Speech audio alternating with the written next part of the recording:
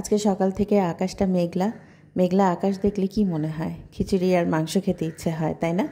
আজকে আমি খিচুড়ি মাংস করব, তবে খিচুড়িটা আমি খুব সহজে কিভাবে হাতে মেখে বসিয়ে দিই আপনাদের সাথে সেটা শেয়ার করব। দেখেছেন তো কি সুন্দর লাগছে আকাশটা দেখতে, তাই না? তো চলুন আমি খিচুড়ি কিভাবে রান্না করি আজকে আপনাদের সাথে শেয়ার করি। আসসালামু আলাইকুম বন্ধুরা, কেমন আছেন সবাই? আজকে চলে এসেছি খিচুড়ি নিয়ে। নর্মাল খিচুড়ি আমি রান্না করব আসলে, এর জন্য আমি তো এই যে 2 রকমের ডাল নিয়েছি, দেখতে পাচ্ছেন, মুগ ডাল আর মসুরের ডাল একসাথে নিয়েছি। মুগ ডালটা ভেজে তারপরে ধুয়ে নিয়েছি, আর এরকম আর কি। আর সেই সাথে নিয়েছি হচ্ছে যে ফুলকপি, গাজর সব ভিতরে ঢুকে গিয়েছে, আমি নাড়াচাড়া দিয়ে মানে ভালো করে ধুয়েছিলাম। তো এই আর কি, গাজর, ফুলকপি আর ক্যাপসিকাম আছে, কিন্তু ক্যাপসিকাম আমি খিচুড়িতে দিব না। ক্যাপসিকামটা আসলে আমার কাছে খিচুড়িতে দিলে ভালো লাগে না। নতুন আলুটা এখানে খুব তাড়াতাড়ি গলে যায়, আমি যা দেখলাম। এমনিতেও এখানকার আলু খুব তাড়াতাড়ি গলে যায়।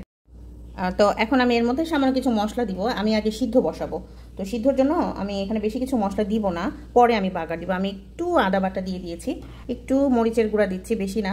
আমার এখানের এই মরিচটা কিন্তু খুব, এই যে ঝাল, এই যে এটা সেদিন আমি দেখিয়েছিলাম, এই মরিচটা কিন্তু মানে মনে হচ্ছে যেন মাত্র মানে একবার ব্লেন্ড করলে যেটা হয় ঠিক সেরকম। তো অনেক ঝাল, কিন্তু এটা বেশি গুঁড়া করা না। আমরা যেরকম প্যাকেটের গুঁড়া মরিচের গুঁড়াটা খাই, এটা কিন্তু সেরকম না। মানে একদম মানে কি বলবো, যে ব্লেন্ড করা, যে একদম মিশ করা যেটা, সেটা না, মানে পাউডারিটা না, এটা একদম একটু গুঁড়া গুঁড়া রয়েছে আর কি। এই, আর এখন আমি দিয়ে দিচ্ছি এই যে হলুদের গুঁড়া। এই হলুদের গুঁড়াটাও কিন্তু মানে নামটা না দেখাই, যে কাঁচা কাঁচা হলুদের গুঁড়া। এটা কিন্তু খাওয়া শরীরের জন্য খুবই উপকার, খুবই ভালো। আর এখানে দিয়ে দিচ্ছি জিরা গুঁড়া, সামান্য পরিমাণ জিরা গুঁড়া দিয়ে দিয়েছি। বাস, আমি এখানে খিচুড়িতে আমি ধনিয়া গুঁড়া খুব একটা ব্যবহার করি না। আর এখন দিয়ে দিব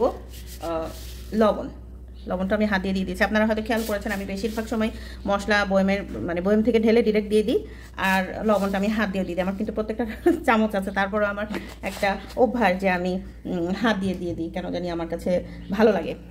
আমি গরম মশলা বলতে এই যে এলাচি, দারচিনি যেগুলো, সেগুলো। এখন আমি একটু তেল দিয়ে দিচ্ছি। তেলটা অল্প একটু দিব, কারণ আমি আবার পরে বাগার দিব। তো আমি ভালো করে মাখিয়ে নিয়েছি, এই তো। আর এখন আমি দিয়ে দিব পানি। এটা খাওয়ার পানি। চেষ্টা করবেন যে মানে পানিটা দেওয়ার সময় খাওয়ার পানিটা দিলে সবচেয়ে ভালো, মানে কাঁচা পানিটা বা যেটা সিদ্ধ না সেই পানিটা না দিয়ে ফুটানো পানিটা দিলে আমার মনে হয় সেটা ভালো হয়। এই খিচুড়িটা মোটামুটি যা ঠাটা হয়ে গেছে, এখন আমি এটা বাগার দিয়ে দিব।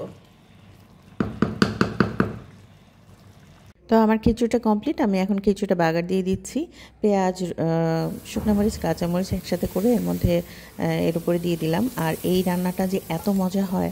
আর উপরে দিয়ে দিলাম সামান্য ঘি। আপনারা চাইলে ঘি অ্যাভয়েড করতে পারেন, কিন্তু আমার কাছে ঘি দিলে খুব ভালো লাগে, অন্যরকম একটা ফ্লেভার।